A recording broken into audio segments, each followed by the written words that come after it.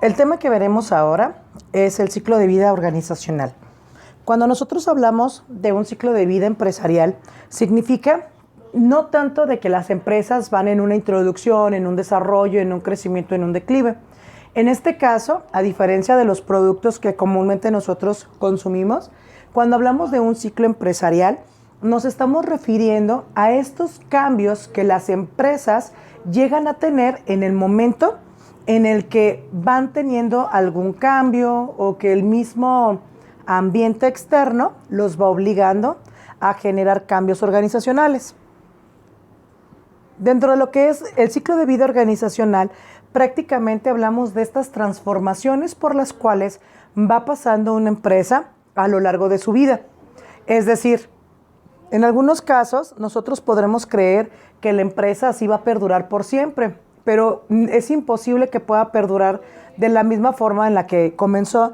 ¿Por qué? Bueno, pues porque hay situaciones externas o internas que los obligarán al cambio. En este caso, todo lo que tenga que ver con los cambios que se experimenten con el crecimiento será parte de su ciclo de vida empresarial. Es por eso que, de acuerdo a los factores internos que decíamos que son elementos que la empresa puede controlar, como lo son pues sus empleados, el clima laboral interno, el manejo de cierta maquinaria, ciertos recursos, etcétera, y los factores externos que decíamos que son elementos que la organización no puede controlar, como lo son la naturaleza, la ecología, la economía, las políticas, etcétera.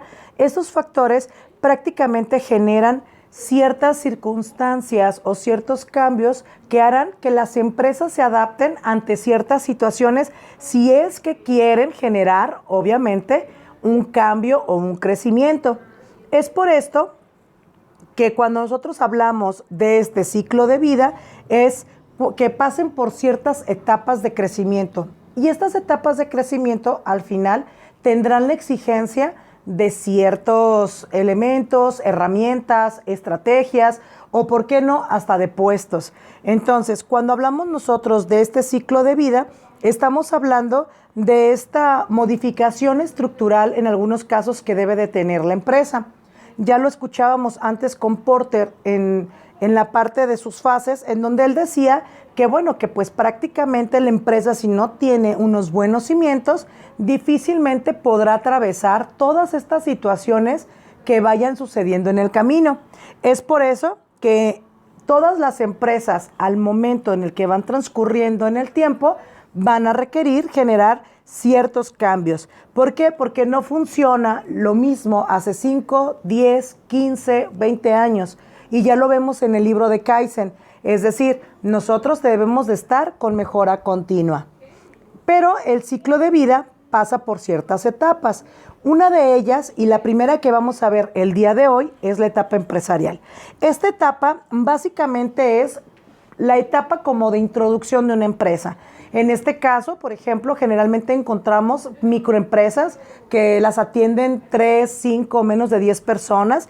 Y aquí, por ejemplo, estamos hablando que esas 3, 5 o 10 personas generalmente son las que elaboran todas las actividades. ¿Qué quiere decir esto? Pues bueno, todos mandan a todos, todos hacen todas las actividades. Es decir, es una etapa que sí requiere mucho esfuerzo. ¿Por qué? Porque prácticamente estamos dando a conocer la empresa. Todavía la gente no sabe de nosotros, estamos generando confianza y pues bueno, todavía no podemos hacer una estructura organizacional en el punto que hablamos de departamentalizar. ¿Por qué? Porque somos 5 personas, no se departamentaliza con 5. Todos prácticamente hacemos de todo. En este caso, los dueños, los fundadores, los inversionistas, dependiendo quiénes estén alrededor, van a participar también de manera directa en las actividades de la empresa, ya sea en ventas, en producción, en todas las actividades que tenga la organización, ellos también tendrán que participar. Es por eso que aquí la empresa todavía no tiene esa estructura definida como políticas, reglamentos. Es decir, al paso del tiempo ellos van poco a poco conociendo cuáles serán las características o las necesidades que debemos implementar o reconocer en la empresa para poderlas generar. Es por eso que aquí nosotros todavía no tenemos esos elementos, hasta que poco a poco en el paso del tiempo nosotros vamos viendo que nuestra empresa, claro, va a tener ciertas necesidades. Aquí, en esta etapa, prácticamente se le ve sus debilidades al momento que encontramos el liderazgo. Las empresas que se encuentran en esta etapa de iniciación necesitan liderazgo.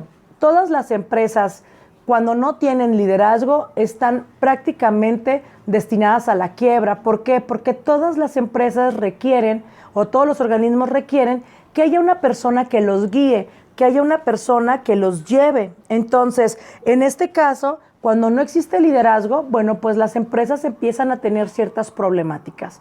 Es por eso que aquí las jornadas de trabajo son muy extensas. ¿Por qué? Bueno, pues porque cuando tú eres dueño de tu propio proyecto, tendrás que invertirle un poco más de tiempo para poder generar los resultados que tú tienes a corto, mediano o largo plazo. Entonces, sí necesitamos invertir un poco más de tiempo o de cualquier recurso para poder lograr el éxito de nuestra empresa. Aquí la crisis, decíamos, es cuando se necesita o se reconoce que necesita liderazgo. Es decir, las empresas deben de tener gente en la cual nosotros podamos confiar de que tendrán un buen manejo de personal y que nos los puedan guiar o nos guíen o nosotros los guiemos por el mejor camino.